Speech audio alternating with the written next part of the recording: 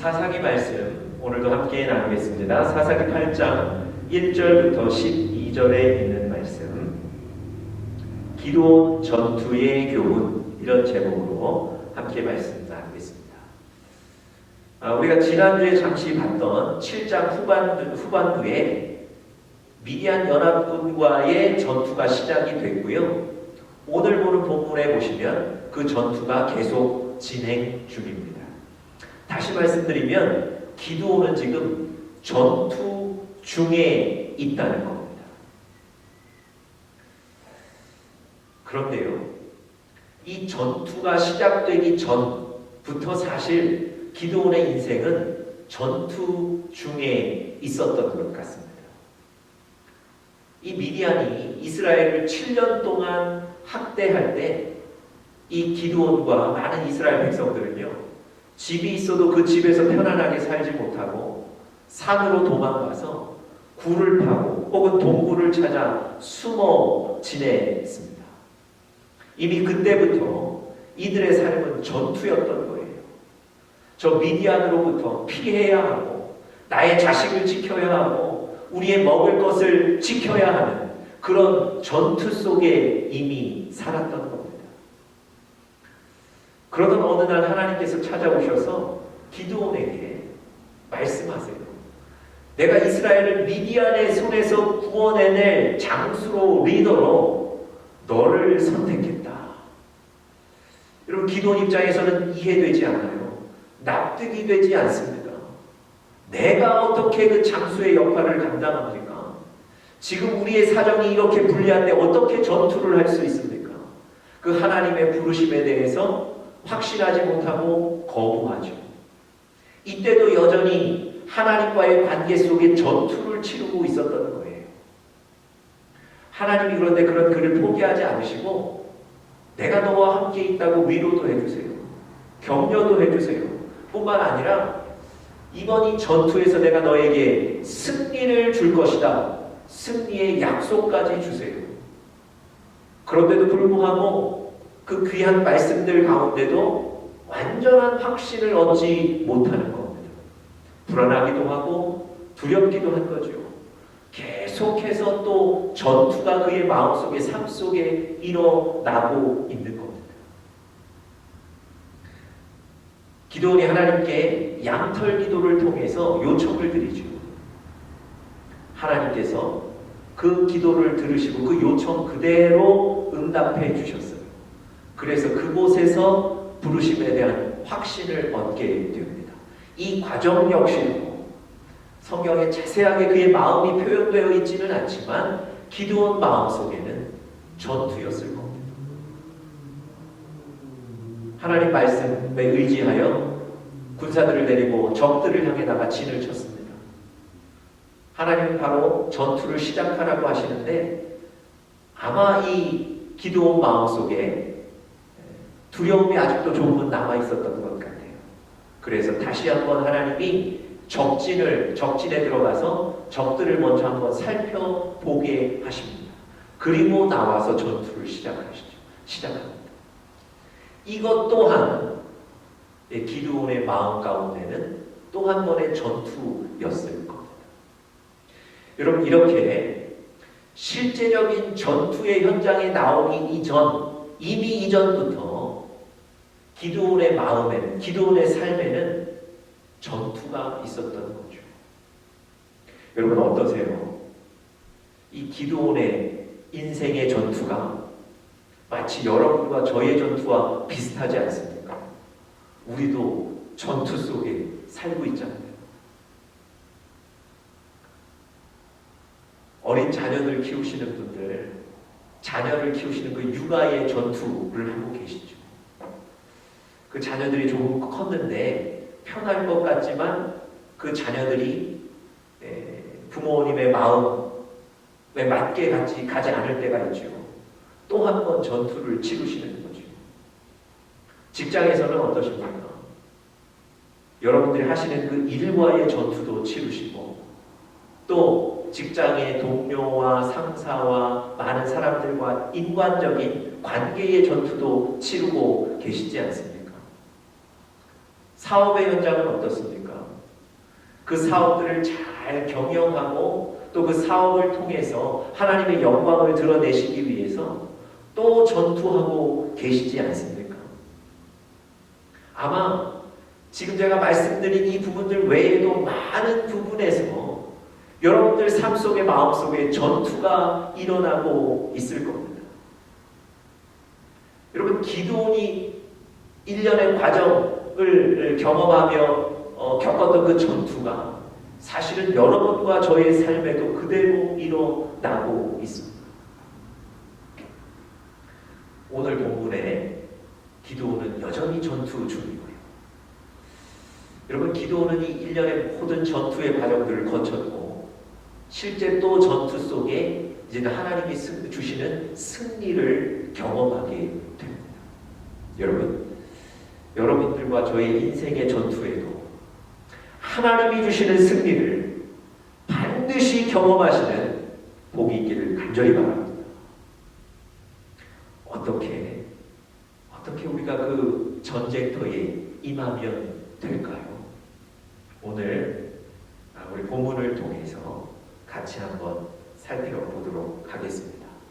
첫 번째는요, 화평을 이루어야 합니다. 화평을 이루어야 합니다. 여러분 전쟁터에 나간 기드온에게 치열한 그 전쟁터 속에서 화평을 이루어야 한다. 이 얘기가 사실 좀 어색하죠. 여러분 지금 미디안과의 전쟁 중에 있는데 그 미디안과 화평을 이루어야 된다. 이 얘기를 드리는 게 아닙니다. 미디안과의 전쟁은 반드시 수행해야 됩니다. 왜냐하면 하나님께서 그 미디안과의 전쟁을 하라고 말씀하셨고 그 전쟁에 기드온을 내보내셨잖아요. 네. 오늘 제가 지금 드리는 이 화평은 우리 안에서의 화평입니다. 여러분 사실 사람들이 모인 곳에는요 항상 갈등이 있는 것 같습니다. 기드온이 이스라엘 백성들 그 많지 않은 군사들 데리고 미디안 연합군과 전투를 시작했는데요. 하나님이 또 초반에 큰 승리를 주셔서 전투가 잘 진행되어 가고 있는데 이스라엘 군사들 안에서 갈등이 일어납니다. 1절 한번 보시겠습니까? 1절 제일 마지막에 보시면 크게 다투는지라. 여러분 이 다툼이 없어야 되는데 이 갈등이 없어야 되는데 우리 안에 이 갈등이 또 생기는 거예요. 여러분 이 다툼에 대해서 제가 잠시 오늘 성경의 본문을 좀 설명드리겠습니다. 기드온이 사실은 이스라엘 온 지파를 이끌고 전쟁에 나간 게 아닙니다. 여러분 성경을 읽으셨지만 므낫세, 납달리, 아셀 몇몇의 지파들만 데리고 전쟁에 나간 거죠. 전쟁을 하다가 그 전쟁 중반 부분에 에브라임 지파에게도 사람을 보내서 이 전쟁에 참여해달라고 요청을 합니다. 그래서 7장 24절에 보시면 그 얘기가 나와 있습니다. 그래서 이 에브라임 사람들이 군사들을 보내서 이 전투에 참여하게 되고 사실은 공도 세우게 됩니다. 그런데 그 에브라임 지파가 이 전쟁의 리더 장수인 기드온을 찾아와서 지금 불평하고 불만하고 갈등을 폭발시키고 있는 거예요. 이유가 뭡니까? 자, 8절 중반에 보시면 네가 미디안과 싸우러 갈 때 우리를 부르지 아니하였으니 우리를 이같이 대적하면 어찌 되느냐 하고 크게 싸운지라 다툰지라. 그 미디안과의 전쟁에 나갈 때 자기들은 부르지 않았다는 거예요. 자기들에게는 알리지 않았다는 거예요. 그래서 여러분 지금 전쟁 중인데 사실은 이스라엘 군 안에 기드온의 군사들 안에 이런 갈등과 다툼이 일어나는 겁니다. 여러분 아까도 말씀드렸지만 이스라엘의 온 지파가 나간 게 아닙니다. 그리고 여러분들 아시는 대로 그나마 나간 군사들도 하나님이 많다고 줄이셔서 딱 300명만 전투에 나가게 된 거예요. 여러분, 이 전투에 참여하지 못한 많은 지파들이 있습니다. 그나마 이 에브라임은요, 자기들은 지금 전투에 참여하고 있지 않습니까? 그리고 그 전투에서 공을 세우지 않았습니까? 그렇다면 이렇게 찾아와서 지금 갈등을 일으킬 문제가 아닌데, 이 에브라임이 전쟁 중에 하나가 되어야 될 그 상황 속에서 갈등을 일으키고 있다는 겁니다. 여러분, 사실은 사람들이 모인 곳에 우리의 삶 안에도 이런 갈등들과 다툼들이 일어납니다. 언젠가 제가 설교 시간에 말씀드렸습니까? 어느 교회에서 피아노를 샀는데 그 피아노를 강대상 위에 둘 것인가 아니면 강대상 아래에 둘 것인가, 이것 때문에 의견이 나뉘니까 편이 나뉘고, 그래서 결국은 교회 안에 큰 갈등이 일어났다. 이런 말씀 제가 드렸잖아요. 여러분, 사실은 우스운 얘기 아닙니까? 누군가 한쪽이 양보하면 될 얘기 아닙니까? 그것 때문에 편이 나뉘고 마음이 나뉘고 갈등이 생긴다는 건 우스운 건데요. 그런데 사람 사는 세상이 그렇다는 거예요. 여러분, 에브라임이 지금 기드온에게 와서 이렇게 불평을 얘기하는 건 마치 피아노를 위에 놓을 것입니까? 아래에 놓을 것입니까? 이 얘기하고 똑같은 거예요.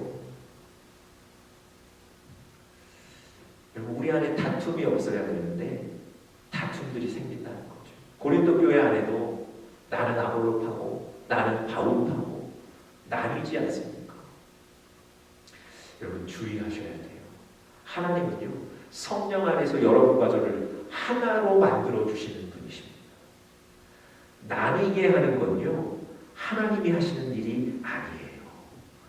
나뉘게 하는 것은 성령이 하는 일이 아니라는 겁니다. 여러분, 이렇게 지금 전쟁 중에 갈등의 상황이 발생했어요. 여러분, 기드온이 어떻게 대처하고 있습니까? 보세요. 2절 한번 보세요. 기드온이 그들에게 이르되 내가 이제 행한 일이 너희가 한 것에 비교되겠느냐? 에브라임의 끝물 포도가 아비에셀의 만물 포도보다 낫지 아니하냐? 여러분, 무슨 얘기입니까? 이런 얘기예요. 끝물 포도라는 건 포도들을 다 수확하고 제일 마지막에 수확하는 상품 가치가 조금 떨어진 포도를 말하는 거고요. 만물 포도라는 것은 포도 제품이 최상의 가치를 지닐 때 수확하는 그 포도를 얘기하는 겁니다. 항의하러 오는, 지금 다툼을 일으킨 그 에브라임에게 뭐라고 얘기하죠? 당신들의 끝물 포도, 당신들의 끝물 포도가 내가 속한 아비에셀 집안의 만물 포도보다 훨씬 더 낫지 않습니까? 여러분, 만물 포도가 더 기본적으로 일반적으로는 더 가치가 있다고 말씀드려요. 상품 가치가 있는 거예요. 그런데 우리 집안의 만물 포도보다, 상품 가치가 높은 그 포도보다 에브라임 집안의 마지막으로 거두는 그 포도의 값어치가 훨씬 더 좋습니다. 무슨 얘기입니까? 우리 집안은 처음부터 전쟁에 참여했지만 전쟁 후반에 참여한 에브라임 지파의 공이 훨씬 더 큽니다. 당신들 너무 잘하고 있습니다. 칭찬하는 거예요. 여러분, 기드온 입장에서 사실 이거 화나는 얘기 아닙니까? 지금 300명 데리고 저 13만 5천 명의 군사들과 지금 맞서 싸우는 그 치열한 전투 중인데, 그것도 우리 편이, 같은 편이 이런 갈등을 일으키는 상황, 더군다나 어린아이처럼 투정하는 것 같은 이런 태도, 사실 마음이 얼마나 상하겠습니까? 그런데요, 기드온이 그들에게 칭찬한다는 거예요. 그랬더니 그들의 그 에브라임, 갈등을 일으켰던 에브라임의 모습이 어떻게 변했는지 3절 한번 보십시오. 하나님이 미디안의 방백 오렉과 스립을 너희 손에 넘겨주셨으니 내가 한 일이 어찌 능히 너희가 한 것에 비교되겠느냐 하니라. 기드온이 이 말을 하매 그때에 그들의 노여움이 풀리니라. 그때의 그 에브라임의 흥분하고 분노했던 그 마음들이 사르르 녹았다는 겁니다. 여러분, 만약에 이 에브라임의 그 분노가 풀리지 않아서 아군들끼리 지금 전쟁을 하게 된다면, 혹시 이 가운데 누구는 돌아가고 그래서 그 전쟁 수행이 잘 되지 않는다면 어떤 결과가 있겠습니까? 그런데 기드온이 칭찬을 했더니 그 분노와 화났던 마음들이 풀어졌다. 그 뒤 그대로 전투에 계속 참여하게 되는 거죠. 여러분, 사실 화난 사람 분 풀리는 거 쉽지 않죠. 그런데 오늘 기드온이 그 상황에서 칭찬하는 겁니다. 여러분, 칭찬 그저 남들을 기분 좋게 하는 것만이 이렇게 생각하시면 안 되고요. 그 칭찬을 통해서 분노가 해결되는 거예요. 분노의 문제들도 해결되는 겁니다. 그러면 칭찬은 고래도 춤추게 한다, 이런 책이 있습니다. 세상에 많은 독자들을 열광시켰는데요. 그 열광시킨 이유가 그겁니다. 바닷속에 사실은 가장 두려운 존재가 이 육식동물인 범고래라는 겁니다. 가장 무서운 존재라고 해요. 그런데 이 범고래가 사람들 앞에서 물 위 3m까지 높이 뛰어올라 점프를 하고 내려가는 쇼를 벌이는 거예요. 어떻게 이게 가능하냐는 거죠. 조련사의 칭찬이라는 거죠. 그것에 사람들이 충격을 받는 거예요. 조련사의 칭찬이 이 무서운 범고래도 뛰어오르게 만들었다는 거죠. 여러분, 혹시 칭찬에 많이 인색하지 않으십니까? 여러분, 칭찬이 우리의 관계들을, 갈등들을 해결하게 됩니다. 칭찬이 화평을 이루게 만드는 거예요. 여러분, 칭찬에 인색하지 마시고 칭찬에 넉넉한 풍성한 우리 사랑하는 영적인 가족들 되시기를 간절히 바랍니다. 또 한 가지 이 화평을 이루기 위해서는요, 이 칭찬과 함께 자기 중심의 생각에서 벗어나서 사실은 다른 사람을 위하고 다른 사람 앞에서 낮아지는 종이 되어야 하는 것입니다. 여러분, 1절에 보시면요, 이 에브라임이 왜 이런 갈등을 일으켰는지 그 원인이 나와 있어요. 우리를 이같이 대접함은 어찌 됨이냐. 무슨 얘기입니까? 내가 어떤 사람인데, 내가 어떤 존재인데 나를 이렇게 함부로 대접하느냐. 화가 난다는 거예요. 여러분, 나아만이 엘리사 선지자를 만나러 갔을 때요, 그의 병 고침을 받기 위해서 그 선지자가 문 밖에 나오지 않죠. 나를 이렇게 대접하다니, 그러면서 다시 자기 집으로 돌아가려고 했던 거 아닙니까? 분노가 일어난 거죠. 왜 분노가 일어났습니까? 나 같은 사람을 이렇게 대접했다는 거예요. 오늘 본문의 에브라임과 똑같습니다. 어떤 생각입니까? 나 중심의 생각만 하는 거예요. 나는 높임을 받아야 되고, 나는 대접을 받아야 되고, 나는 인사를 받아야 되고, 나는 다른 사람보다 조금 더 훌륭하고, 나 중심의 생각에서 벗어나지를 못하는 거예요. 여러분, 여러분과 저는요, 그리스도의 일꾼 종 아닙니까? 다른 사람 앞에 낮아져서 섬겨야 되는 종인 것을 기억하시길 바랍니다. 다른 사람들을 섬기는 마음, 다른 사람들 앞에 낮아져서 섬김의 그 헌신의 기쁨을 누리시는 여러분들 되시기를 간절히 바랍니다. 그래서 화평을 이루어 승리하시는 여러분들 되시길 바랍니다. 두 번째로요, 기드온이 이 전쟁 중에 나가서 어떻게 대처했는가? 충성된 일꾼이 되어야 합니다. 충성된 일꾼이 되어야 합니다.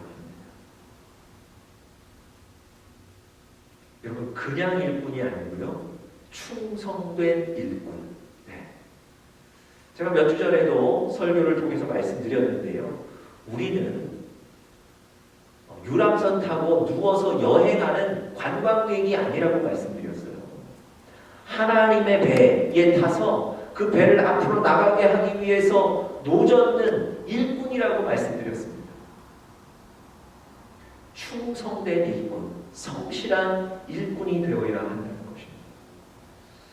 자, 4절 한번 보시죠. 기드온과 그와 함께한 자 300명이 요단강에 이르러 건너고 비록 피곤하나 추격하며.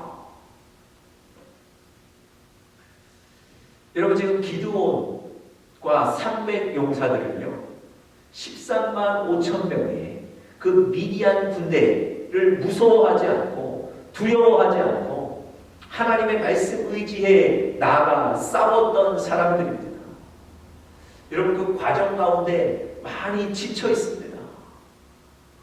그 과정 가운데 사실은 마음도 지쳐있고 몸도 지쳐있는 상태인데요, 나머지 그 미디안에 도망간 군대들을 지금 쫓아가야 되는 상황입니다.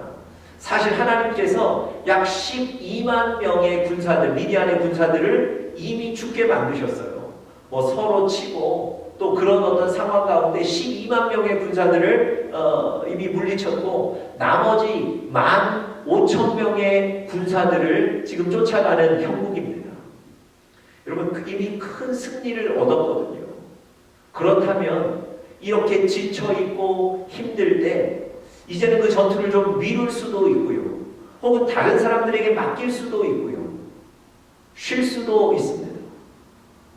그런데 하나님께서 이 전쟁 가운데 반드시 승리를 주실 거라고 말씀하셨기 때문에 여러분, 끝까지 그들을 쫓아가는 겁니다. 그들이 지금 피곤하고 그들이 지쳐있지만 그럼에도 불구하고 충성된 군사들, 일꾼들이 끝까지 하나님의 말씀 의지하여 나아가는 모습을 오늘 성경에서 우리가 확인할 수 있습니다. 여러분, 여러분들과 제가 신앙생활할 때도 이렇게 지치고 혹은 피곤하고 혹은 낭망하는 상황들이 올 수 있습니다. 우리 앞에 지금 요단강이 놓였는데 그 피곤한 상태에서 요단강을 건너는 것이 더더욱 힘듭니다. 어떻게 하셔야 되겠습니까? 여러분, 오늘 기드온과 이스라엘 300용사들처럼 지치고 피곤하지만 하나님의 이름을 의지하여, 하나님의 말씀을 의지하여 여전히 앞으로 나아가셔야 될 줄 믿습니다. 여러분, 기도하다가 지치실 수 있다니까요. 말씀 보고 성령을 구하다가 지치실 수도 있어요. 당장 눈앞에 보이지 않는 어떤 변화들 때문에 마음이 실망스러우실 수도 있습니다. 그런데 하나님 뭐라고 얘기하십니까? 선을 행하다가 낙심하지 말라는 거예요. 충성된 일꾼이 되라는 겁니다. 여러분, 오늘 하나님 앞에 충성된 일꾼이 되셔서 하나님이 원하시는 그곳에 끝까지 나아가시는, 그 자리를 끝까지 지키시는 여러분들 되시기를 간절히 바랍니다. 여러분, 하나님은요, 여러분들과 저에게 어떤 결과, 어떤 결론을 남겼는가, 이건 물어보시지 않는다니까요. 충성했는가. 그래서 맡은 자들에게 구할 것은 오직 충성이라고 얘기하시는 거예요. 여러분, 하나님께서 여러분과 저에게 지금 맡겨주신 삶의 현장이 사실은 여러분들과 제가 느끼기에 전투의 현장일 수 있다는 거죠. 그런데 그 전투의 현장에서 충성스럽게 그 전투의 현장을 감당하시기를 간절히 바랍니다. 마지막 세 번째로, 하나님의 계획과 생각은 우리가 감히 상상할 수 없다는 겁니다. 그래서 믿고 순종해야 된다는 거예요. 하나님의 생각은, 하나님의 계획은, 하나님의 방법은 우리가 상상할 수 없어요. 그래서 순종, 하나님의 뜻이라면 믿고 순종하는 것, 이것이 중요합니다. 오늘 본문에 보시면 기드온과 300용사가 그 미디안 연합군 남은 15,000명의 군사들을 계속해서 쫓아가죠. 그런데 사전에 기록된 것처럼 지쳤어요. 너무 힘이 드는 거예요. 그래서 마침 숫꽃을 지나가다가 그 숫꽃 사람들에게 우리에게 좀 먹을 것을 달라. 우리가 지금 저 미디안에 남은 왕들과 군사들을 지금 잡기 위해 쫓아가는데 우리를 좀 도와달라 그랬더니 숫꽃 사람들이 바로 거절합니다. 또 브누엘 사람들로 브누엘이라는 지역에 올라가서 그 사람들에게도 똑같이 우리가 지쳤으니 좀 먹을 것을 달라 도와달라 얘기하는데 이 브누엘 사람들도 똑같이 거부합니다. 여러분, 이 숫꽃 사람들이나 브누엘 사람들이 거부한 이유가 뭔지 아세요? 아니, 어떻게 미디안을 우리가 이길 수 있겠는가? 아니, 7년 동안 우리가 학대를 받았고 그리고 지금 전투를 한다 해도 저쪽에는 어마어마한 군사력이 있을 것이고 또 전투력을 가진 군대일 텐데 이 기드온과 300용사가 어떻게 이길 수 있는가? 절대 그럴 수 없다. 믿을 수 없는 거예요. 혹시 이 기드온을 도와줬다가 나중에 미디안 군대들에게 더 심한 핍박을 당할 수도 있겠다. 두려움이 있는 거죠. 그래서 이 기드온과 그 군사들을 도와주지 않는 거예요. 여러분, 사람의 눈으로 보면 안 되는 거예요. 우리의 눈으로 보면 이해되지도 않고 상상조차 할 수 없는 거예요. 그런데 여러분, 오늘 본문에 보시면 기드온과 300용사가 그 15,000명의 남은 군사들을 쫓아가서 그들과 전투에 이기게 되죠. 여러분, 하나님의 방법, 하나님의 일하심은 우리의 생각과 다르다는 거예요. 우리가 그것을 상상할 수 없다는 거예요. 그래서 우리가 하나님의 말씀과 하나님의 뜻을 우리 생각으로, 우리 상식으로 판단해서 따르고 안 따르고를 결정하는 건 옳지 않다는 거예요. 하나님의 뜻이고 하나님의 말씀이기 때문에 순종하고 나아가야 될 줄 믿습니다. 그래야 승리하게 되는 거예요. 열왕기하 4장에 보시면 선지 생도가 죽고 나서 그 부인과 아들들의 비참한 삶이 설명되어 있습니다. 이 선지 생도라는 건 선지자가 되기 위해서 선지 학교에 다니는 사람을 얘기하는 거죠. 그런데 그 남편이 죽은 거예요. 그래서 부인과 남겨진 두 아들이 돈이 없어서 너무너무 비참한 삶을 삽니다. 이제는 두 아들을 다른 집에 종으로 보내야 될 그런 상황까지 이르렀어요. 그때 선지자가 그 불쌍한 상황을 듣고 도와주고 싶었어요. 그래서 그 부인과 두 아들들에게 나가서 집집마다 있는 그릇들을 많이 빌려오라고 했습니다. 이 부인과 두 아들이 그 선지자의 얘기를 듣고 자기들 딴에는 많이 빌려왔을 거예요. 그런데 빌리면서 이거 뭐 빌려서 의미가 있을까? 아마 이런 생각도 했을지 모르겠습니다. 그 빌려온 그릇을 이 선지자가 어떻게 했습니까?